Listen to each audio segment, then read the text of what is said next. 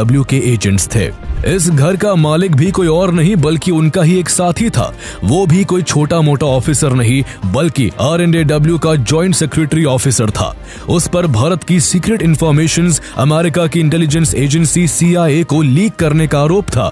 R&AW के internal surveillance team उस पर महीनों से नजर रख रही थी, लेकिन जब तक उसका जुर्म साबित हो पाता वो हाथ लगने से पहले ही अचानक अपने घर से मिस्टीरियस तरीके से गायब हो गया था। उसकी खूब छानबीन की गई, लेकिन कई दिनों तक उस अफसर का कोई अता पता नहीं चल सका।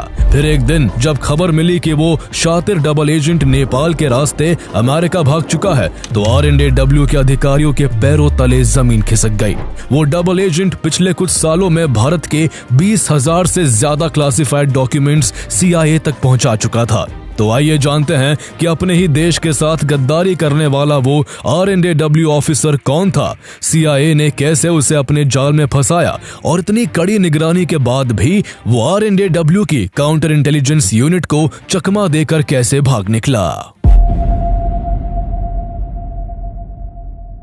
उस गद्दार R&AW ऑफिसर रविंदर सिंह का जन्म पंजाब के अमृतसर में हुआ था। उसके पिता इंडियन आर्मी में लेफ्टिनेंट थे, इसलिए घर में शुरुआत से ही आर्म्ड फोर्सेस वाला माहौल था। अपने पिता से इंस्पायर होकर साल 1970 में उसने भी इंडियन आर्मी ज्वाइन कर ली। उसकी पहली पोस्टिंग गोरखा रेजिमेंट में हुई और कुछ ही सालों में प्रमोट होकर वो मेजर बन गया। लेकिन वक्त के साथ उसकी दिलचस्पी सैन्य सेवा से कम होने लगी। रूटीन की जिंदगी उसे अब बोर करने लगी थी। इसी दौरान स्पेशल मिशन के लिए वो डेप्यूटेशन पर R&AW से जुड़ा और यहीं से उसकी जिंदगी ने करवट बदल ली। इंटेलिजेंस की दुनिया उसे इतनी रोमांचक लगी कि उसने फौज छोड़कर R&AW में शामिल होने का फैसला कर लिया। 1986 में वो अपने पिता के कनेक्शंस के सहारे आर्मी से वॉलंटरी रिटायरमेंट लेकर R&AW ज्वाइन करने में सफल हो गया। R&AW में ज्वाइनिंग के बाद रविंदर सिंह की पहली पोस्टिंग अमृतसर में हुई।